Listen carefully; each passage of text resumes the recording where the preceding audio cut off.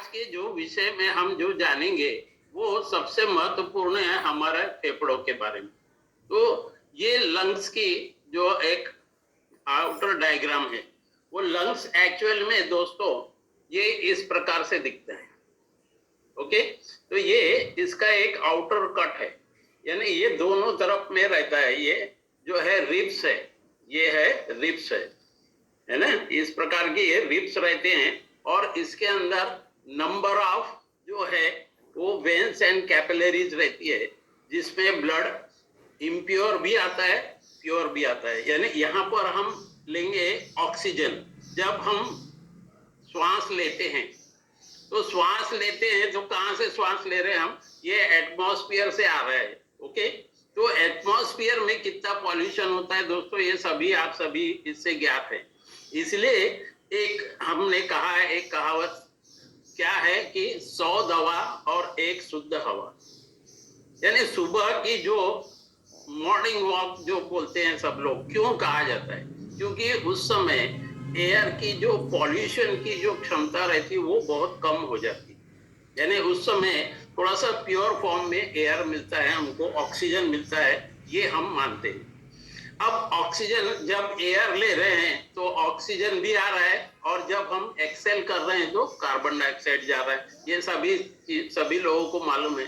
तो यहाँ पे दो जो प्रक्रियाएं होती है दोस्तों, एक्सेल इनहेलेशन यानी कि श्वास को अंदर लेना, और एक्सेलेशन यानी श्वास को बाहर छोड़ना। अब इस प्रक्रिया में सबसे महत्वपूर्ण जो भूमिका रहती है वो है हमारे लंग्स की भूमिका।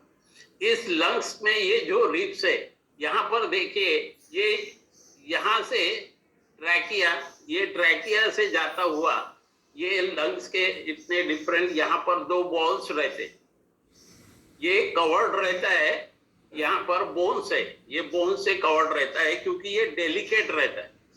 अब डेलिकेट रहता है यानी इसका मतलब जैसे कि अभी आपको मैं एक एग्जांपल दे रहा हूँ बैलून का, फुग्गा है ना। तो ये दो यहाँ पर लंग्स के जो पार्ट दिए देखिए, इसको बोलते हैं हम right lobe and left lobe. जब हम इनहेलेशन करते हैं दोस्तों, यहाँ पर एक बहुत महत्वपूर्ण बात बताना चाहूंगा। मैं डायरेक्ट थोड़ा सा उस डायग्राम में आ जाता हूँ जहाँ पे आपको और अच्छे से समझ में आए। ओके, तो ये जो एक्सेलेशन और इनहेलेशन है, सबसे पहले तो हम ये देखेंगे कि जो ब्रीदिंग की प्रक्रिया है हमारी। ओके, ब्रीदिंग यानी जब हम श्वास ले रहे हैं और श्वास छोड़ रहे हैं।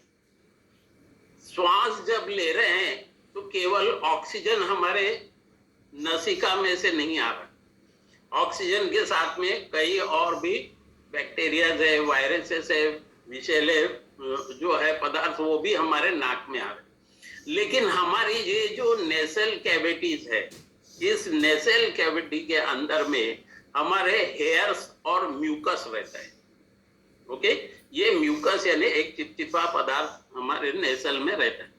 और हम कभी श्वास को मुंह से भी लेते, जब हमारी नाक बंद हो जाती, जैसे फॉर एग्जांपल अभी हमारे वृंदावन सर ने बताया कि हमेशा मेरी नाक बंद हो जाती, तो उनको मालूम है कि जब नाक बंद हो जाती थी वो मुंह से श्वास ले रहे। ऐसा महसूस नहीं होता, हमको ऐसा ही लगता है कि हम नाक से श्वास ले रहे, लेकिन मुंह से श्वास ले रहे। उसी प्रकार से जब हम फूड खाते हैं तो ये दोनों जो है, श्वास और फूड, ये दोनों आकर के हमारे इस पोर्शन में, यहाँ पर देखिए, ये जो ट्रैकिया है, इसको ये विंड पाइप ट्रैकिया कहते हैं।